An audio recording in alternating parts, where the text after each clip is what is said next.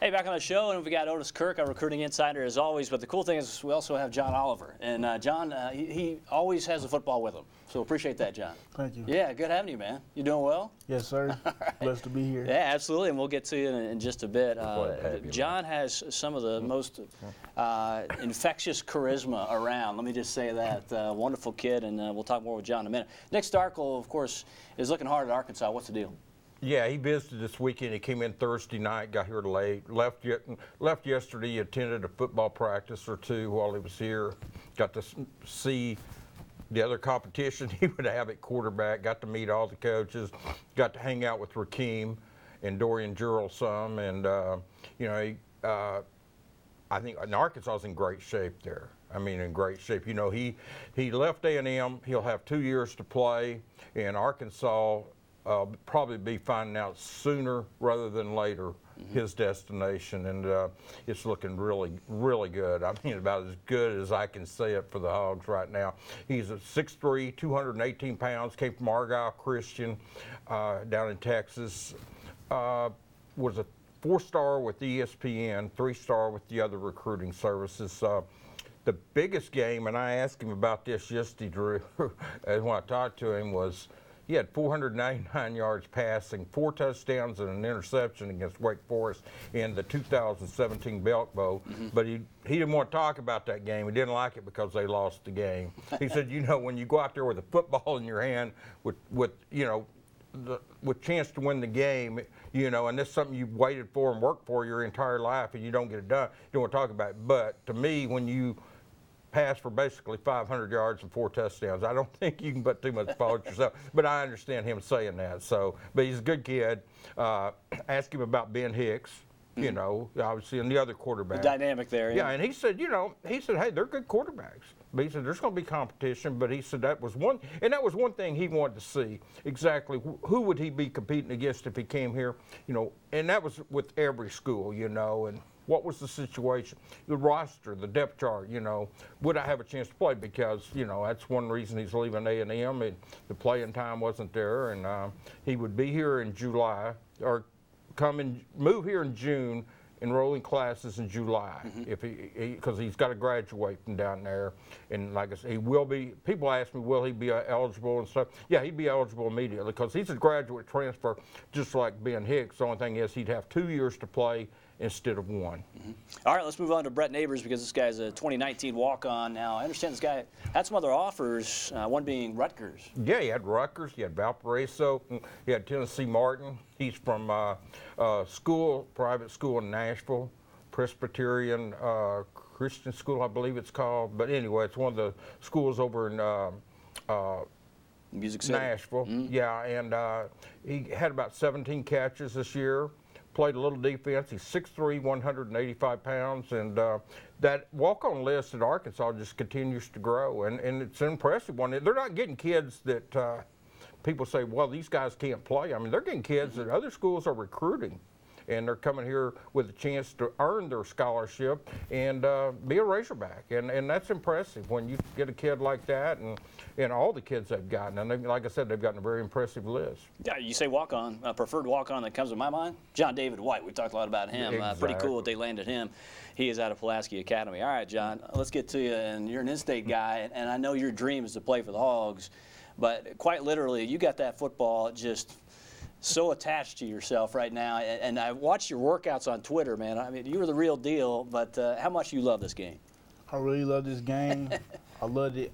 I fell in love with the game at about 5 years old, and I just ran with it. I just God-given talent, and I work every day, every night, and just blessed. And my dream is to always play for the play for the Razorbacks, and it will come true because I believe in God, and He also showed me playing for the Razorback by getting an Arkansas offer when I asked him to show me a sign, and he showed me. So I'm just gonna keep grinding until it happens. Tell me about being here for Prospect Day yesterday, because a lot of great things for you to go through. Obviously, you know, meeting with Coach Morris and that whole part of it, but also, you know, a guy like Rakeem Boyd, to kind of be able to have discussions with him. What was that like? It was blessed. It was great. It was wonderful. Like, when I first walked in the room, I was like, whoa, that's Rakeem Boyd. I watched his highlights every day before I even took the visit. Then I got to meet and talk to him. Then I asked him, wasn't you the kid from Last Chance U? And he was like, yeah, and we shook on it. And for his birthday, I had made him a little highlight tape. He liked it. And I just prayed that I get to meet him and talk to him and keep in contact and get information and advice to better myself. And we got done watching film and stuff in the classroom with the running backs. We talked afterwards. We took a picture, and he said he was going to get back with me after practice. What was it like there as far as the prospect day and the process? Kind of take us through that. You know, what's it like just going step by step through that? What's it like? It's a great feeling. It's like when you first walk in, you get to see all the jerseys, the great awards of Darren McFadden. You get to see the wonderful, great coaches walking around, talking to them. They just down-to-earth people. And like when you first walk in, you got a tape, you got to sign in, then you got the tags with your name on it.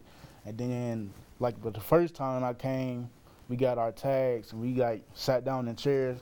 The great Chad Morrison came down, gave us a wonderful speech. And then we divide in groups, and then we get a tour around the school. What would you say is the one area that you really got to improve as you kind of build your process here and try to land somewhere to play collegiately? Like, get faster, get stronger, just be a better athlete. How big are you right now, height and weight? I'm about 6 foot, 6'1", about 6'2", 240. Trying to get to about 230 so I could be more explosive my senior football year. You know, it just seems to me, Otis, that this is a kid who doesn't even look at the numbers, though. I mean, yeah, when you bring that team mindset, but more importantly, you've talked about it, that passion for the game, and it's sort of what you exude every day. Yeah, it is, and I'll tell you a kid, I'll tell you who he reminds me of, and I've done this for a long time, and a player that I saw play in the same grade that John was, 11th grade at the time I saw him play, was Cody Walker. Okay. And I saw him play against Fayetteville High School over here, and when he was a junior, and Cody ended up playing for the Razorbacks, battled some injuries, but he had some success. You know, when he was healthy, he had a lot of success. He just had some injuries. But that's who John actually kind of reminds me of at this stage. I mean, now, you know, but that's a compliment, because I was really impressed with Cody. I just, you know, Bobby Petrino saw him play in the 10th grade and offered him a scholarship. So that, you know, that was something. So when you throw out Cody Walker's name, people may think, well, he didn't do much, but he was hurt. Yeah. But that's who John, right now, with his size, speed, and kind of just a combination of everything, that's who he reminds me of. Strong kid, very humble. Oh, yeah. Cody Walker, a tremendous kid. Yeah. You know, I want to ask you one more thing, and that is about DMAC. When you think of Darren McFadden, what goes through your mind? All the great things he's done for Arkansas football. I seriously read about him every day, watch his highlights, just study the man. And then it was just crazy. It was a dire situation when he texted me back, because I was taking the ACT test at the time. And when I got done taking the test, I looked on my phone. It was like, it's Darren McFadden name. So he just sent me this long paragraph, and I just looked at it for five minutes. And I'm like, whoa. Then I replied back to him, and he didn't get back with me, but he did send me a long paragraph I will read every day and keep on my life.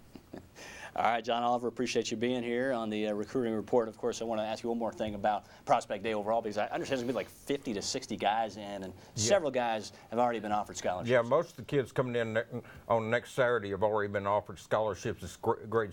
It's classes 20, 21, and 22, and there's some top talent coming into Fayetteville, you know, and they'll get to see the practice and stuff, and do a lot of the things that John did, and it's a chance. It may be the biggest prospect day that I've ever seen. I thought the one on February the 24th last year was big, but I broke my ankle right when it started, so it kind of gets you better. I don't want to have good memories about that one, so I'm going to put this one being the better one. But no, I think this will be one of the biggest talent-wise that you've ever seen in Fayetteville. I rave about this guy, John. He works pretty hard, though. You know that. Yes, sir. Hard-working man, just like you. All right. John Oliver, Otis Kirk, appreciate you being here on the Recruiting Report. More Pig Trail right after this.